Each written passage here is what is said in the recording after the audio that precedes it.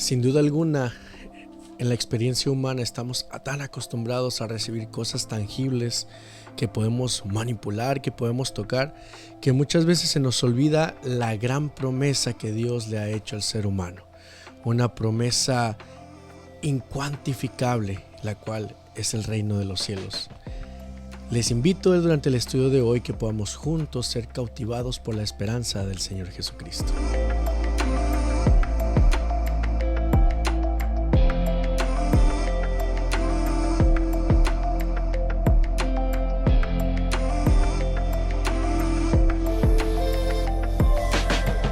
Hola, ¿qué tal? Bienvenidos un día más a nuestro estudio, a nuestra comunidad en estudio. Pastor, ¿cómo está? ¿Cómo está, Brian? ¿Cómo andas?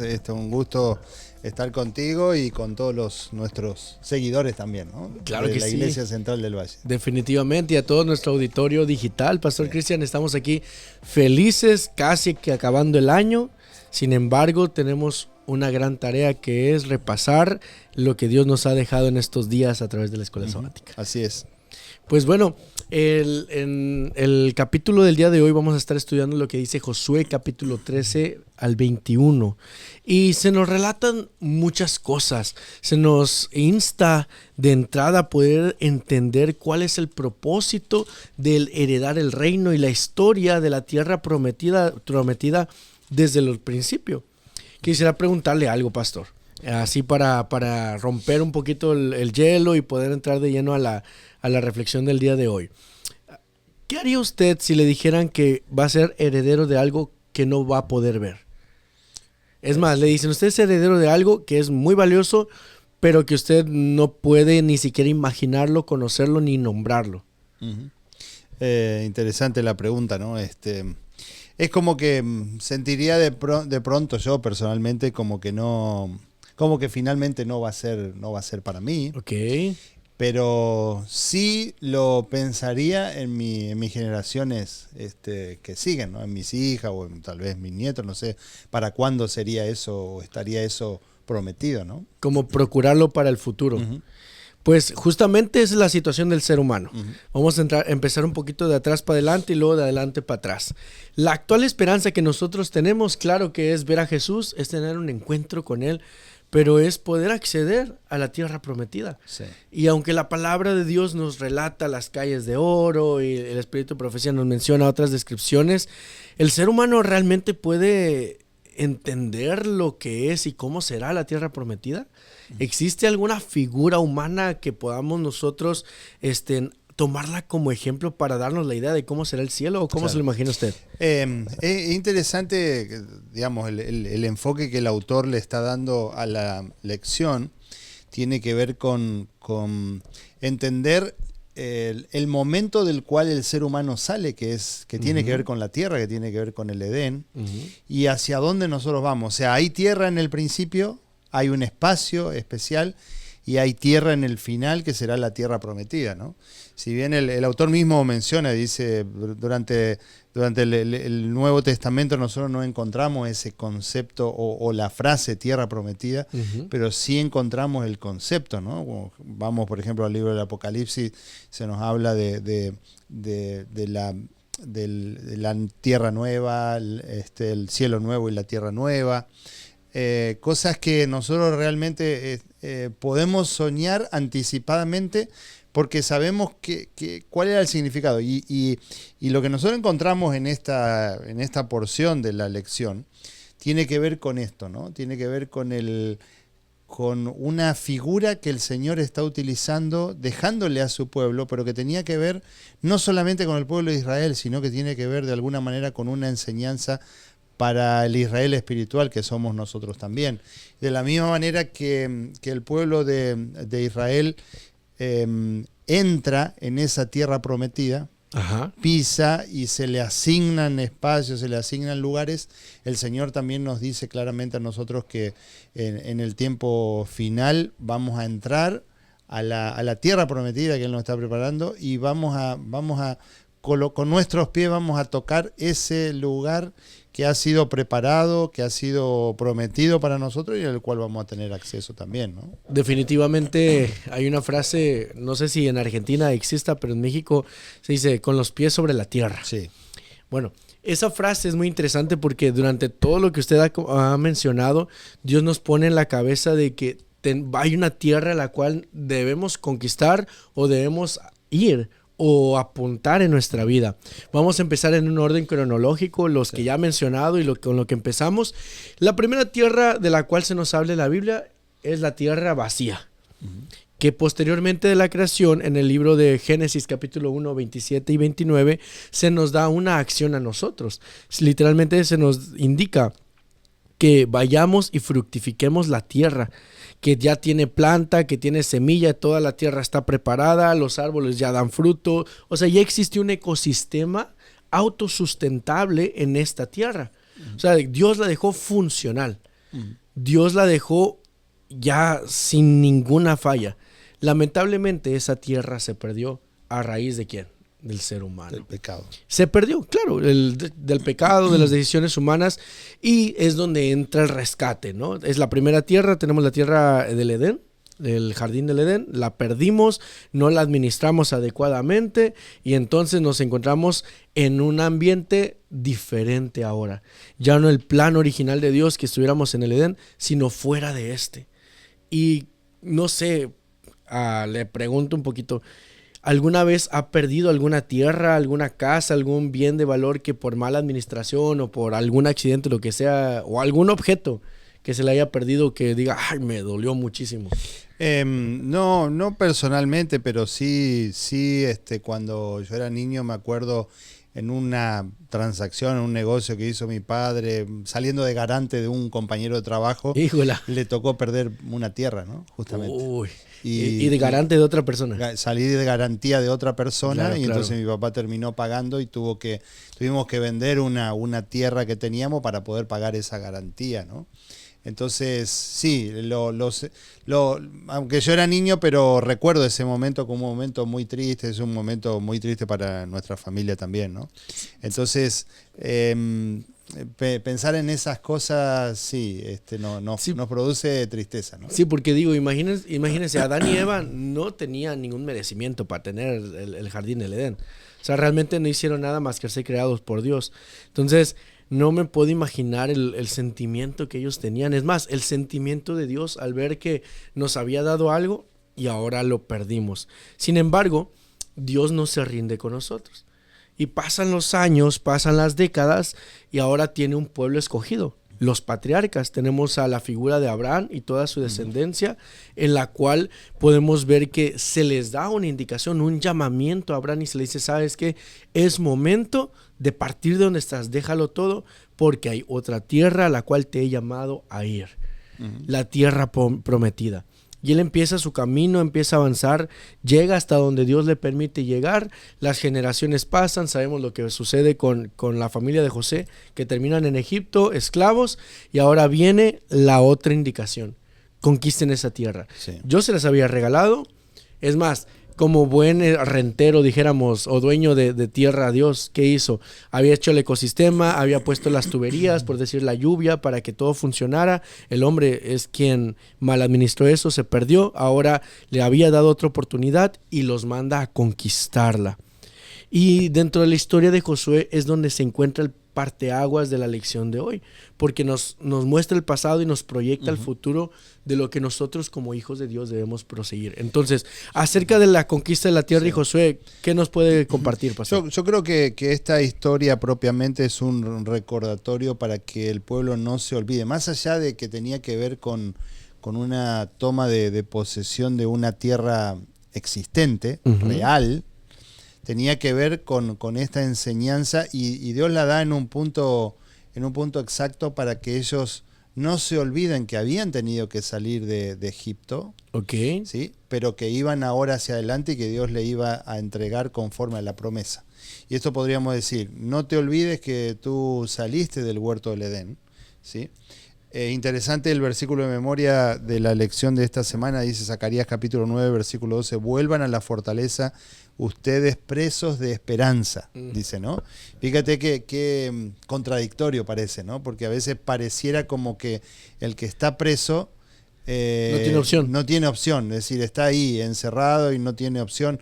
Y aquellos que nos toca visitar a veces las prisiones. Nosotros como Iglesia Central del Valle tenemos ministerio en 2 prisiones aquí.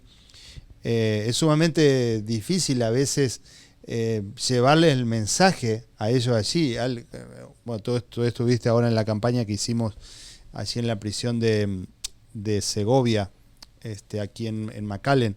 Y me acuerdo, uno de los presos una noche me dijo: pastor, ¿pero usted estuvo alguna vez aquí adentro? Le digo, no. Dice, no sabe lo que se vive aquí adentro, ¿no? Y me golpeó mucho eso, ¿no? Porque yo digo, verdaderamente, nosotros venimos de afuera, estamos un rato, le predicamos el mensaje, pero el que está ahí adentro vive otra realidad diferente, completamente, ¿no? Claro. Y es como cuando nosotros estamos pasando por un problema, y a veces digo, ¿no? Cuando de pronto venimos a querer darle ánimo a una persona que está en un funeral porque ha perdido un ser muy querido, un esposo, una esposa, ¿no? Entonces venimos, le ponemos la mano en el hombro y le decimos, no llores, tiene que ser fuerte. A veces es preferible que hagamos silencio, ¿no? Que hagamos silencio y no digamos nada. ¿Por qué? Porque la situación que nosotros estamos viviendo, en el problema que estamos pasando, solo nosotros sabemos lo que estamos pasando. Solo la persona que está pasando ese problema sabe lo que está viviendo.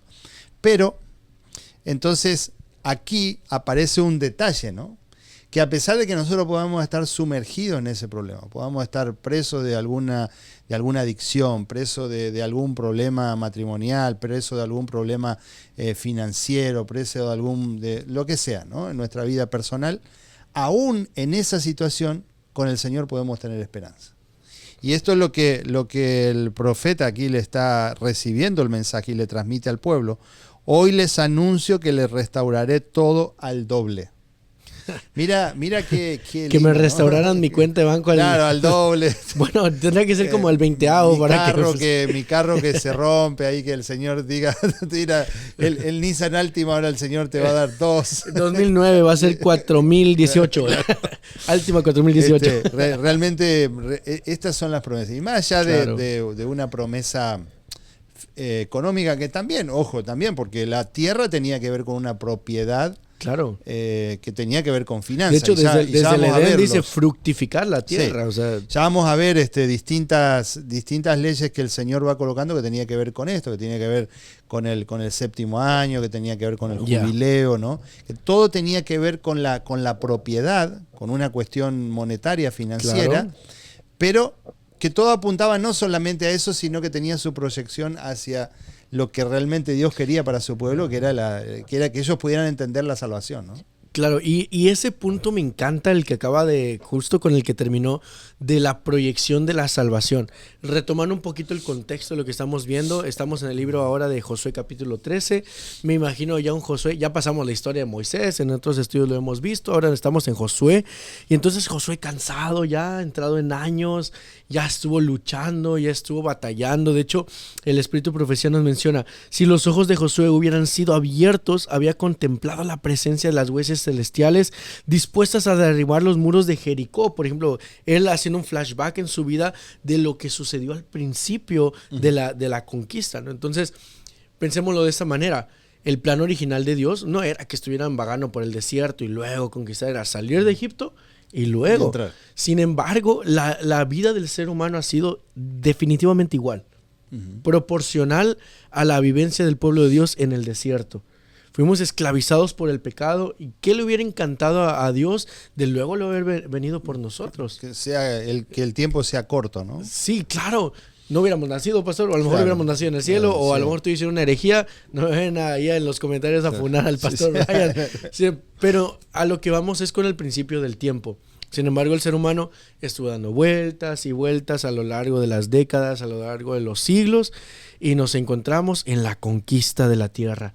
Dios no nos ha dado a luchar algo geográfico en el mundo hoy en día. No ha dicho adventistas, cristianos, hermanos, hijos de Dios, reúnanse en un país y poco a poco vayan conquistando. No, nos dijo proclamen, hagan discípulos, compartan. Esa es la conquista que Dios nos ha hecho hoy en los tiempos finales. Pero en esos tiempos era una conquista física. Y entonces Josué ya habían conquistado. Todavía les dice Dios que les faltaba mucho por conquistar todavía. O sea, les digo, repártanse lo que tienen, pero la tarea no está terminada. Y eso me encanta porque al Dios declarar eso, les está diciendo, aquí estoy. Los voy a seguir acompañando. Muchos verían el vaso medio vacío y dijeran, ay, Dios nos desanima porque falta mucho y ya sufrimos. No, al contrario, es la aseveración y la confirmación de que Dios nos acompañará hasta el final. Entonces ahí tenemos justamente la conquista de la tierra, tenemos el reconocimiento de que es un mérito divino. De hecho, Deuteronomio 9:5 relata un poquito acerca de eso. Y pues, al igual que Israel, no podemos nosotros hacer nada para obtener esta salvación y heredar esas promesas. Es Dios el que produce el querer como el hacer por su buena voluntad. Ahora, asentando la parte que usted nos adelantaba acerca de las leyes, de las fiestas o de todas las reglas que tenían que ver con el cuidado de la tierra, tenemos que conservar el regalo. Sí. Así como si Dios le mandara ahorita $1,000,000, pastor, y su carro favorito, definitivamente no lo gastaría de buenas a primeras, supongo. En el carro que me gusta, no, porque es bastante más barato, así que y todo lo demás me lo agarra mi esposa, así que ya está, así que y mi hija. Menos mal no otros familiares. Sí. Bueno, yo estoy soltero. No, a la suegra no le doy nada, a la suegra. Yo dije, ¿será que la va a mencionar en esta ocasión? A la suegra no le doy nada. No le damos. Bueno, yo estoy soltero, así que no le debo a nadie.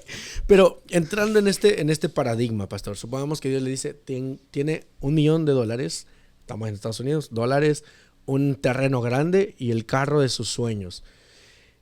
¿Qué tanto lo cuidaría? ¿O qué tanto procuraría eso que Dios esa bendición de Dios? ¿Lo despilfarraría por ahí? ¿Lo conservaría? No. El gran problema del ser humano a veces es cuando recibimos las cosas de arriba, como quien dice, ¿no? A veces no las cuidamos como las debiéramos, ¿no? Y yo creo a veces de alguna manera el gran problema del ser humano fue ese, ¿no? Uh-huh. Que tenía todo para ser feliz. Y en el huerto del Edén, Adán y Eva, allí Dios los había puesto, los había colocado en un lugar para que realmente sean felices. Y de alguna manera los seres humanos como que siempre nos buscamos problemas donde no hay, ¿no?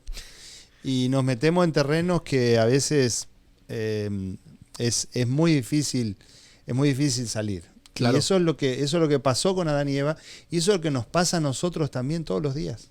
Porque a veces pensamos, no, pero Adán y Eva, lo que hicieron y si hubiésemos estado en el lugar de ellos, haríamos exactamente igual, ¿no? O peor. Entonces, ¿de qué manera nosotros podemos entender esto y todos estos sistemas que el Señor utilizaba ahora para poder cuidar, por un lado, en lo que tenía que ver con el séptimo año, ¿no? Que hay una referencia directa con el día de reposo, el sábado. Y tenía que ver con el cuidado, tenía que ver con el agradecimiento. El sábado y el año sabático en el cuidado de la tierra, que era un año donde el pueblo no tenía que plantar la tierra, ¿no? No tenía que cultivar la tierra, sino dejarla descansar. Ese año tenía que ver con varias cosas. Tenía que ver con una ley de la siembra y la cosecha propiamente, pero tenía que ver con una enseñanza también, de agradecimiento por un lado, de respeto, de valoración, de necesidad, también, de dependencia, de depender de Dios. Por ejemplo, ellos estaban acostumbrados y venían de Egipto, que en Egipto tenían todo lo que es la cuenca del Nilo. Nosotros estuvimos ahora en el mes de junio, ¿no? Y uno puede ver cómo notablemente se nota todo lo que está cercano al Nilo, los pocos kilómetros ahí cercano al Nilo, es verde, hay árboles. Cuando uno se aleja un poco ya es árido. Cuando digo árido es ni amarillo, gris. Ni amarillo, ¿no? Es piedra. No se puede plantar absolutamente nada, ¿no? Eso es lo que uno puede ver ahí en Egipto, notablemente. Y ellos estaban acostumbrados a vivir, y de paso, Egipto es todo alrededor del Nilo, todas las ciudades están cercanas al Nilo, todas uno puede ver el mapa de Egipto, y cuando uno se aleja ya no hay vida, o sea, no hay ciudades. Bueno, puede ver una casita por ahí, por allá, algunos beduinos. Pero no las urbes. Pero no ciudades. Uno ve todas las ciudades, todo al costado de un lado y del otro del río Nilo, ¿no? Entonces, o los afluentes. Ahora, Dios ahora los trae a una tierra donde ellos tenían la experiencia de haber estado en el Nilo allí con un sistema de riego. Egipto estaba muy avanzado en esto de sistema de riego, nada más podríamos decir tenía como un sistema de sprinkler, los que vivimos aquí. Pero ahora los trae a una tierra donde no había sistema de riego, donde ellos tenían que depender. Tenían que civilizarse totalmente. Sí, pero tenían que depender de Dios, tenían que depender de que Dios esté de buenas, podríamos decir, entre comillas, y les mande la lluvia en el tiempo adecuado, porque Él era el que comandaba y que proveía en el clima, ¿no? Entonces ahora ellos decir, está bien, nosotros teníamos una tierra ya que no era nuestra, trabajábamos ahí, había agua, pero ahora venimos a nuestra tierra, pero seguimos dependiendo del dador de la tierra, del dueño de la tierra, y de quien maneja el clima, que es Dios. Entonces, a veces pasaba, ¿no? Como pasó con años sin lluvia, diferentes situaciones que al pueblo le tocó vivir a lo largo de la historia. Pero el Señor estaba al control de esto y quería dejarles en claro, decir, ustedes siguen dependiendo de mí, aunque ahora se crean que son los dueños de la tierra, siguen dependiendo de mí. Y es que lo curioso, digo, siguiendo la misma línea de lo que decía, lo curioso es que el pueblo de Dios, el pueblo de Israel, estaba esclavo en Egipto y estaba acostumbrado a obedecer. Salen de allá y no son gente civilizada, no son gente pensante para administrar, para hacer grandes cosas. Es gente que está acostumbrada a seguir órdenes y a que los golpeen para hacerlo. Sí. Entonces, vienen ante un Dios que les está proveyendo los recursos, las materias primas, les está ofreciendo también el dominio sobre la naturaleza, porque Él les va a brindar la lluvia, les va a brindar todo. Y pues vemos en el proceder del pueblo de Israel muy quejadumbroso, ¿no? Uh-huh. Que se quejaba de todo. Entonces, dentro de la misericordia y la paciencia de Dios, les brinda estas leyes. Estamos hablando, por ejemplo, usted lo mencionó, el año sabático, el jubileo. Uh-huh. Estas fueron las dos principales que se les brindaron al pueblo de Israel. A grosso modo, nada más para definirlas rapidito, el año sabático era la extensión a gran escala del sábado. O sea, permitía que la tierra tuviera que reposar en el cumplimiento de esa ley, pues tenía sus razones debido al exilio que pasaron. Entonces, el año sabático era todo un año completo para que descansara la tierra. Ahora el jubileo, pues había que devolver las tierras a sus dueños originales y pues había más que nada evitaba desigualdad social. Claro, eso me gustó porque era anticapitalismo, ¿no? Imagínate, te lo vendo, pero al jubileo me lo vas a regresar. No, era un arriendo en realidad. Claro. ¿Por qué? Porque terminaba siendo de los que habían, de cómo había sido distribuida la tierra cuando ellos habían entrado. Uh-huh, uh-huh. ¿Sí? Entonces, esto evitaba que haya gente que de pronto se aproveche y grandes terratenientes, digamos, que compren, porque tenían mucho dinero, compren muchas tierras y como tú decías, ¿no? Evitaba la desigualdad social. Para que no se monopolizara la situación. Porque Dios lo que quiere es eso, ¿no? Y entonces, de alguna manera, también no creernos que tenemos mucho por nuestras propias capacidades. Uh-huh. También, ¿no? Entonces, bien, mira qué interesante un versículo que aparece aquí en el día martes, Deuteronomio capítulo 9, versículo 5, dice, Dios le dice al pueblo esto bien interesante, no por tu justicia ni por la rectitud de tu corazón entras a poseer la tierra de ellos. ¿Sí? O sea, a veces nosotros pensamos que lo que logramos lo hemos logrado por nuestras propias capacidades, porque somos buenos, porque tenemos capacidad para trabajar, para pensar, somos inteligentes, o porque lo merecemos. Pensamos que lo merecemos, es decir, Dios está obligado a bendecirme por mi propia justicia. Y Dios le dice, no por tu justicia, ni por la rectitud de corazón entra a poseer la tierra de ellos, sino por la impiedad de estas naciones, Jehová tu Dios las arroja delante de ti para confirmar la palabra que Jehová juró a tus padres Abraham, Isaac y Jacob, ¿no? Muchas veces nosotros recibimos bendiciones no porque seamos merecedores, sino por el nombre de Dios simplemente, ¿no? Porque Dios en su infinito amor y misericordia ha hecho las promesas en el pasado y como Dios es fiel en cumplir, las sigue cumpliendo. Sí, tan solo creo que ese es un punto crucial que podemos ir como aterrizando en nuestra lección de esta semana para llevarnos algo aplicativo a nuestra vida. Digo, es bonito meditar en el contexto social, el contexto histórico, el contexto teológico, pero si hay algo aplicado que nos podemos llevar el día de hoy es esa parte de la humildad. Porque si Adán y Eva, siendo perfectos, creados a imagen de Dios, no eran merecedores de estar donde están, menos nosotros, que ya somos, ahora voy a sonar muy, muy feo lo que voy a decir, pero dañados, producto dañado. La ventaja es que tenemos la oportunidad de nosotros dejarnos apresar por la esperanza. Si tan solo tuviéramos la humildad para reconocer que por nosotros no lo vamos a lograr, por nosotros no vamos a llegar al cielo. Es más, terminando de grabar este podcast, este capítulo, si no fuera por la providencia divina, yo aquí puedo caer muerto.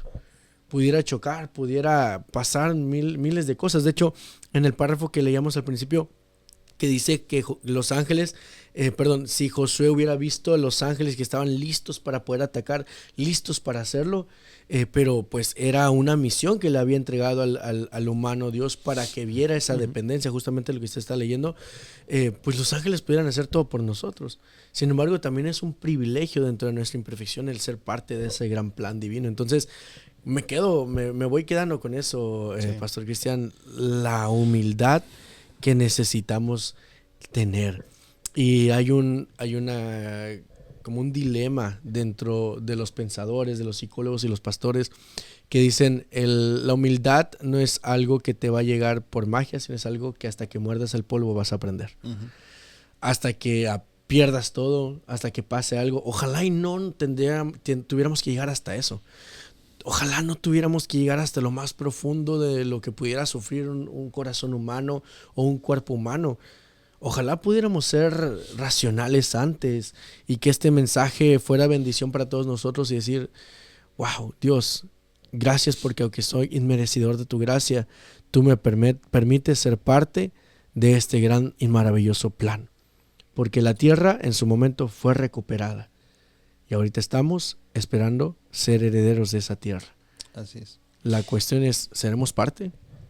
Sí, termino ahí mencionando lo que dice el día jueves, hablando de la tierra restaurada. Dice el autor de la lección, en el Nuevo Testamento no se menciona directamente la tierra prometida, como decía hace un tiempo atrás, pero se nos dice que las promesas de Dios se han cumplido en Jesucristo y por medio de Él. Amén. ¿Sí?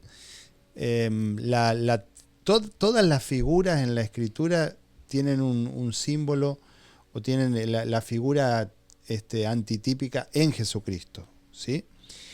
Y dice, en consecuencia la tierra es reinterpretada a la luz de Cristo y se convierte en el símbolo de las bendiciones espirituales que Dios planea dar a su pueblo fiel aquí y ahora y también en el futuro, ¿no? Amén. Cuando nosotros pensamos en que esa historia del pueblo de Israel representa, como decíamos, salir de un lugar, los seres humanos salimos del Edén, ¿sí? De donde no debiéramos haber salido, pero por causa del pecado el ser humano tuvo que salir, tuvo que perder esa tierra, vivir un tiempo, y ahora de alguna manera estamos viviendo este tiempo del jubileo, donde en el final del tiempo la tierra que perdimos por causa de malos negocios, por causa de lo que sea, ¿no?, que hayamos perdido, la tierra será devuelta otra vez a los seres humanos, ¿no? Esa es la representación. Por eso, amén, cada figura, cada ley que Dios establecía, los 7 años, como decíamos, el jubileo, la posesión ahora nuevamente de la tierra prometida, la entrega de la tierra prometida que Dios le hace al pueblo de Israel, todo está tipificando lo que nosotros como pueblo de Dios vamos a vivir. Estamos esperando. Y esa tierra será restaurada y será devuelta nuevamente a nosotros como seres humanos, aunque no seamos merecedores, aunque no seamos los que fuimos y compramos esa tierra, porque el pueblo de Israel no fue y compró esa tierra. Dios se la entregó, Dios se la regaló, Dios se la había prometido y se la entrega. Y de esa misma manera nosotros también vamos a recibir el cielo nuevo y la tierra nueva, ¿no? Sin ser merecedores, sin ser compradores, porque solamente todo eso fue comprado con la sangre de Jesús. Con la sangre de Cristo. Amén. Me gustaría, pastor, que piense en una frase, sintetizar la escuela sabática, en lo que voy a leer un versículo ahorita, para darle cierre a este capítulo. Igual ahí donde nos están sintonizando, traten de compartirnos en los comentarios qué se llevan de nuestra lección y qué enseñanza aplicativa para el día de hoy nos pudiéramos llevar. Pongan en los comentarios, ahí estaremos revisando con calma lo que ustedes nos han compartido. Me gusta mucho lo que dice, voy a unir 2 versículos y los voy a leer como si fueran uno. Romanos capítulo 15, versículo 8 y 1 de Pedro 1:4. Dice, pues os digo, 3 puntos, estoy parafraseando, para confirmar, Dios vino para confirmar las promesas hechas a los padres. Y continúo con lo que dice el 4, porque tal herencia está reservada en el cielo para ustedes. Estoy uniendo los 2 versículos. Sí. Y eso me encanta, Sí. porque Dios le ha dado continuidad a la historia del ser humano. Dios ha proyectado nuestra vida hacia el cielo. Dios nos invita, Dios nos protege, Dios nos cuida, Dios nos la va a entregar. Pastor. Sí. Voy a leer una porción del instructor joven que aparece allí en el día viernes, pero antes contar algo. El día 13 de junio nosotros estábamos con un grupo de 57 miembros aquí en nuestra iglesia central del Valle bajando el monte Sinaí, y ese día teníamos que ya entrar a Israel para hacer el recorrido por Israel, ¿no? Y ese día viernes fueron los bombardeos que Israel hizo en contra de Irán, ¿no? Entonces, cuando nosotros estamos ya bajando el monte Sinaí ese viernes de mañana, recibo llamada de la dueña de la agencia de viaje diciéndome, mire, está pasando esto. Nosotros estábamos sin señal, así que no estábamos enterados de nada, ¿no? Y entonces fuimos hasta la frontera de Egipto entrando a Israel para hacer un pequeño triangulito que se hace, entrar a Israel y pasar a Jordania, para en vez de ir a Israel cruzarnos a Jordania, ¿no? Porque estábamos ciertamente en riesgo. Imagínense, bombardeo, guerra, o sea, con 57 personas aquí en la iglesia, uno responsable, con niños, con jovencitos. Usted cuenta que usted era Caleb. Sí, entonces me acuerdo de esa tensión, ¿no? de esa entrada a Israel y esa salida hacia Jordania. Estuvimos como 30 minutos más o menos andando allí por Israel en ese preciso día, el 13 de junio, ¿no? Y cuando cruzamos y entramos a Jordania fue un alivio y una tranquilidad, porque ya estábamos en tierra, no sé si segura, pero más segura de lo que estábamos, ¿no? Sí. Y ahí nos estaba esperando un guía que ya somos amigos, Firaz, nos estaba esperando, y le digo, Firaz, no sabe la alegría que me da poder verte, ¿no? Y entonces me recuerda a ese momento esta parte, ¿no? Dice, estaremos eternamente salvados cuando entremos por las puertas en la ciudad. Entonces podremos alegrarnos de que estamos salvados, eternamente salvados. Hasta entonces debemos prestar atención al mandato del apóstol, ¿no? Siendo que la promesa de entrar en su reposo permanece aún, cuiden que ninguno de ustedes parezca rezagado, ¿no? El mensaje es, todavía no estamos en la ciudad. Tenemos que estar atentos, tenemos que estar alertas, tenemos que estar preparados. Pero cuando estemos entrando en la ciudad, ahí podremos decir, descansar. Ya estamos de este lado, ¿no? Muchas gracias, pastor, por compartir este pensamiento final. Y es nuestro deseo también que todos juntos, todos los que nos están sintonizando, seamos parte de esa tierra prometida, para que juntos no necesitamos transmisiones, sino que vamos cara a cara a nuestro Señor Jesús. Amén. Nos vemos en nuestro próximo episodio, la próxima semana. Que Dios los bendiga y estamos en contacto. Un abrazo, bendiciones. Chao, chao.